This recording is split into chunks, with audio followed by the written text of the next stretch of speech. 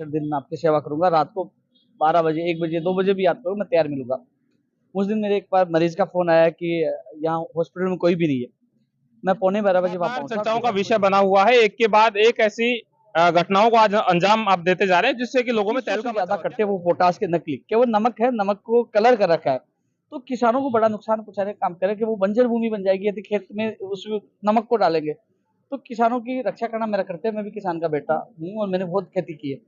तो वहाँ गया था और वहाँ एक्शन हुआ है, आपने देखा होगा यहाँ की टीम और जयपुर से भी मामले चल रहे हैं, हर जगह मेरी नज़र है, कहीं न कहीं कुछ आपको एक्शन आपको नज़र आएगा। मैंने चुनाव से पहले जो मैंने कहा था जनता से 365 दिन में आपकी सेवा कि वो प्रतिभा सम्मान समारोह था, मेरा जन्मदिन का अवसर था, उन प्रतिभाओं को भी सम्मान के उनको भी आशीर्वाद दिया और मुझे भी आशीर्वाद दिया। मैंने साई कृषि अधिकारी से बात की कि आप तैयार रहना, कभी भी हम कभी भी हम अचानक कहीं धावा बोल सकते हैं। तो बोले कब? मैंने कहा गाड़ी को पकड़ना है। अब गाड़ी को पकड़ना था तो आज रात को पकड़ने की योजना बनाई, लेकिन मुझे पता चला कि अब आज प्रतिस्पर्धा का दौर है, नेता खूब है और प्रतिस्पर्धा का दौर होगा तो भागेगा तो कहीं न कहीं उस जनता को फायदा होगा, उस आम कार्यकर्ता को फायदा होगा। और जो हॉस्पिटल में ऑनलाइन जाँचें, आईसीयू शुरू करवाना, जो शौचालय नहीं बने थे, बाहर के शौचालय बनाना, सुधार करना, 15 से ज़्यादा नर्सिंग स्टाफ लाना, डॉक्टर लाना। आज हमारे साथ मौजूद हैं छापरा से भाजपा प्रत्याशी उपेंद्र यादव जी। उपेंद्र जी, लगातार चर्चाओं का विषय बना हुआ है। एक के बाद एक ऐसी घटनाओं को आज अंजाम आप देते जा रहे हैं, जिससे कि लोगों में तहलका मचा हुआ है। क्या कहेंगे?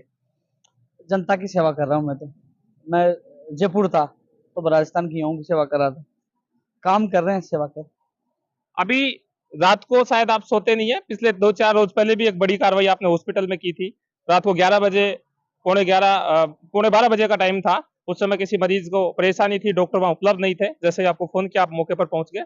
ऐसा ही एक कल घटनाक्रम हुआ, जहां आप जो फर्जी जो खाद का फैक्ट्री जो थी वहां पहुंचे हैं। क्या कहेंगे ऐसी घटनाओं को लेकर?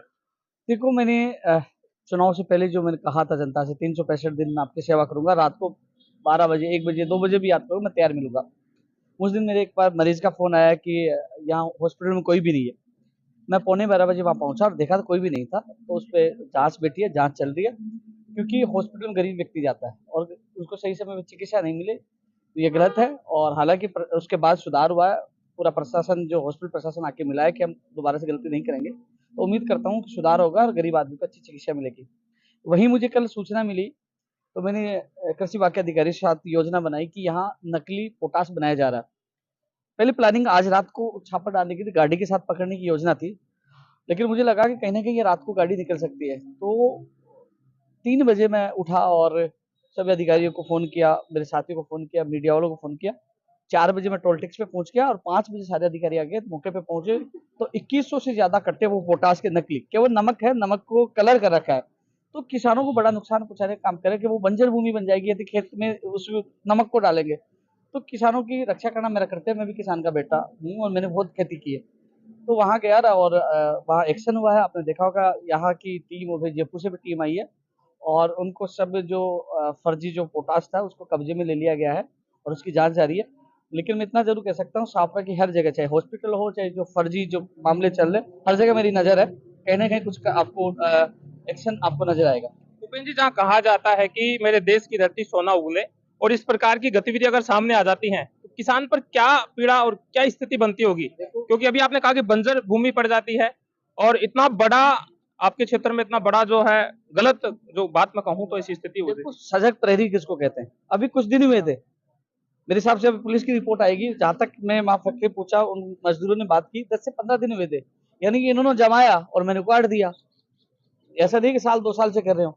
मैं सजग हूँ, हर चीज़ का ध्यान रखता हूँ। एक्शन लिया और क्राइम करने वाले कहीं से भी आ सकते हैं, लेकिन सजग प्रहरी एक कर्तव्य निभाना वो मैं निभा रहा हूँ। और इतना मैं ज़रूर कह सकता हूँ, लगातार मैं हॉस्पिटल में जा रहा हूँ, हर जगह जा रहा हूँ और जो मेरा कर्तव्य होगा मैं निभाऊँगा जनप्रतिनिधि का। हार और जीत से कोई फ़र्क नहीं पड़ता। सेवा करने के लिए आया हूँ, सेवा कर रहा हूँ। उपेंद्र भाई, अभी बहुत समय है चुनाव का, करीब 3.5 साल बाकी है, लेकिन कहीं ना कहीं पिछले दिन अपने जन्म दिवस पर लोगों में ये चर्चा का विषय था कि एक जन सैलाब उमड़ा, जिससे कई नेताओं की नींद भी उड़ी है। क्या कहेंगे? वो उनका आशीर्वाद था जो मैंने 18 महीने मैंने सेवा की है। रात को कभी भी आप ही फ़ोन लगा के देख लेना। रात को कभी लगाओ, एनी टाइम मैं फ़ोन भी उठाता हूँ, सेवा भी कर रहा हूँ। मेरा सौभाग्य है कि मैं छापरा की जनता की सेवा कर रहा हूँ और मैंने चुनाव में ये कहा था 365 दिन आपके बीच में रहूँगा, जब चाहोगे एक सामान्य व्यक्ति भी मिल सकता है। मैंने साफ ये प्रथा खत्म कर दी, पलाने को लेकर आओ, नहीं सीधा मिलिए। सीधा मिलता हूँ, सीधा सुनता हूँ, जो काम उस दिन का होता है उस दिन तत्काल करता हूँ, जो नहीं मना नहीं करता, न जाति पूछता न धर्म पूछता, मुझे मेरा कर्तव्य निभाता हूँ। इसके अलावा उस दिन इतनी संख्या आई कि छापरा के इतिहास में पहली बार इतनी संख्या आई, मैंने एक सिंगल गाड़ी नहीं लगाई और हजारों की संख्या में लोग आशीर्वाद देने पहुंचे कि वो प्रतिभा सम्मान समारोह था, मेरा जन्मदिन का अवसर था, उन प्रतिभाओं को भी सम्मान के उनको उनको भी आशीर्वाद दिया और मुझे भी आशीर्वाद दिया। मुझे नहीं लगता इतनी बरसात होने के बावजूद इतनी संख्या में इतने लोग पहुंचे, तो ये मेरे लिए भी गौरव की बात है कि छापरा की जनता मुझे इतना प्यार कर रही है, मुझे इतना आशीर्वाद दे रही है। मैं धन्यवाद देना चाहूंगा कि मुझे इतने कम समय में मुझे आशीर्वाद दिया और उम्मीद करता हूँ कि ऐसा आशीर्वाद उनका हमेशा बना रहेगा और मैं उनके लिए यही काम करता रहूँ। क्या माने इस जनता के हुजूम को लेकर? क्या 28 में उपेंद्र यादव एमएलए है छापरा का? कल किसी ने देखा, आपने देखा है कल, रोज अटैक आ रहे हैं। मैं तो ये सोच के काम नहीं कर रहा कि मुझे एमएलए बनना है। मैं ये सोच के काम कर रहा हूँ, मैं रहूँ ना रहूँ कि मेरी अच्छाई ज़रूर रहे। इसलिए मैंने निःशुल्क कोचिंग देने का काम किया है। बच्चों को निःशुल्क पढ़ा रहा हूँ। इसलिए मैं और चिकित्सा को लेकर योजना बना रहा हूँ। इसलिए मैं चाहता हूँ कि देखिए परिस्थितियाँ बदल रहा हूँ, राजनीति का समीकरण बदल रहा हूँ। क्योंकि बकरी, भैंस के लिए कोई नहीं जाता, हॉस्पिटल नहीं जा मैं जा रहा हूँ तो और प्रतिस्पर्धा का दौर स्थापित हो रहा है। अन्य नेताओं को भागना पड़ रहा है। जो उस कार्यकर्ता और आम आदमी को सम्मान नहीं मिलता था क्योंकि मैं एक सामान्य व्यक्ति से बात करूँगा, उनके घर भी जाऊँगा तो और नेताओं को भागना पड़ेगा। तो राजनीति का जो परिदृश्य पूरा बदल दिया क्योंकि प्रतिस्पर्धा का दौर है। नेता खूब है और प्रतिस्पर्धा का दौर होगा तो वो भागेगा तो कहीं न कहीं उस जनता को फ़ायदा होगा, उस आम कार्यकर्ता को फ़ायदा होगा, उनको सम्मान मिलेगा। जो मैंने चुनावों के दौरान कहा था कि आम जनता का, सीनियर कार्यकर्ताओं का उनका सम्मान लौटाना मेरा कर्तव्य है। आप देखिए जो कोई पुलिया के नीचे नहीं जाता था, हॉस्पिटल में नहीं जाता था, अब जाने लगे। तो आप देखिए प्रतिस्पर्धा का दौर होगा तो कहीं न कहीं जनता का फ़ायदा होगा। अभी तो स्पीड पकड़ी है, मेरी स्पीड और पकड़ेगी। मेरी स्पीड पकड़ेगी तो अन्य नेता भी भागेंगे।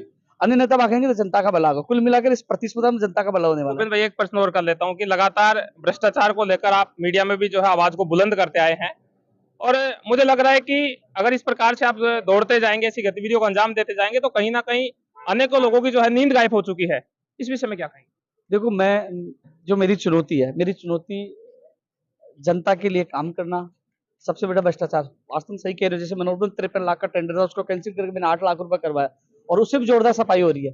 तो भ्रष्टाचार एक दीमक की तरह जनता के विकास को चाट रही है। तो मैं भ्रष्टाचार के लिए लगातार आवाज़ उठा रहा हूँ, कई जगह ऐसे भी मुकदमे दर्ज हुए, मैं लगातार कोशिश कर रहा हूँ। इसके अलावा शिक्षा, चिकित्सा और पानी, इसके लिए लगातार मैं प्रयास कर रहा हूँ और मैं धरातल पे काम कर रहा हूँ, जितना मुझसे हो रहा है मैं कर रहा हूँ। शाहपुरा क्षेत्र में कितना सुधार अभी आप कर चुके हैं? 1.5 साल में लगातार आप संघर्ष कर रहे हैं और जनता के बीच में रह रहे हैं। एक तो अभी आपने उदाहरण दिया कि भैंस, बकरी पालने के लिए भी आप जो है पीड़ित परिवार से मिलते हैं और कहीं ना कहीं न्याय के लिए खड़े हो जाते हैं।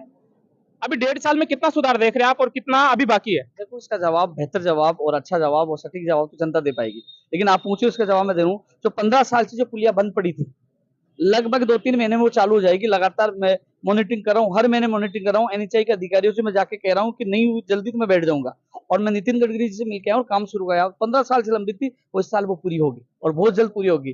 क्योंकि अभी भी काम तेज गति से चल रहा है। लगभग 60 से 65% या 70% के करीब काम हो चुका है। बाकी काम भी 2-3 महीने में हो जाएगा। इसके अलावा जो हॉस्पिटल में ऑनलाइन जाँचें, आईसीयू शुरू करवाना, जो शौचालय नहीं बने थे, बाहर के शौचालय बनाना, सुधार करना, 15 से ज़्यादा नर्सिंग स्टाफ लाना, डॉक्टर लाना, हॉस्पिटल में बदलाव किया। निःशुल्क शिक्षा, जो आपने देखा होगा कि पूरे राजस्थान में कोई भी नहीं करा रहा होगा, निःशुल्क बच्चों को पढ़ाने का काम। इसके अलावा 51 शहरों में छात्रों को शामिल करवाया, नगर पालिका खेजूली बनाया, नगर परिषद बनाया, छात्रा में बस स्टैंड, काफ़ी ऐसे काम है। सबसे बड़ी बात है, देखो मैं एक चीज़ जानता हूँ, राजनीति का परिदृश्य बदलना। आम आदमी आते हैं, यदि आप उनसे सही ढंग से बात करोगे, उनको सम्मान दोगे, काम कई ऐसे होते नहीं भी हो पाते हैं, लेकिन आप उनसे बात करोगे, उनको सम्मान दोगे, तो वो व्यक्ति संतुष्टि मिलती है, तो वो खुश होके जाते हैं। और हम उनसे बात नहीं करेंगे, अपने एटीट्यूड दिखाएँगे, जनता जो सबके लिए, जनता के पीछे हम नेता हैं और जनता को एटीट्यूड दिखाएँगे, तो मुझे नहीं लगता कि जनता सब समझती है, आने वाले समय में सबको जवाब देती है। तो उपेंद्र भाई ये बीती रात को जो घटनाक्रम हुआ, क्या लगता है इसमें किस प्रकार तक मामला पहुंचेगा? क्योंकि बड़ा खुलासा आपने किया है, मैंने आपके सोशल मीडिया प्लेटफॉर्म पे भी देखा था और अनेकों मीडिया में भी आपकी चर्चा हो रही थी। कहाँ तक दौड़ेंगे आप इस घटनाक्रम को लेकर? देखो 2100 से ज़्यादा कट्टे हैं और ये किसानों के साथ बड़ा धोखा है।